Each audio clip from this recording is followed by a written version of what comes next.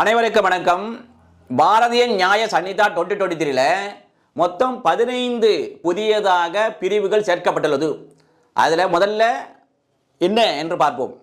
முதல்ல பார்த்து 2ல செக்ஷன் 2ல சப்செக்ஷன் 3ல child any person below 18 years. Section 48ல abetment outside India for offence in India. 69ல sexual intercourse by employing deceitful means etc. 95 section என்ன சொல்லுது?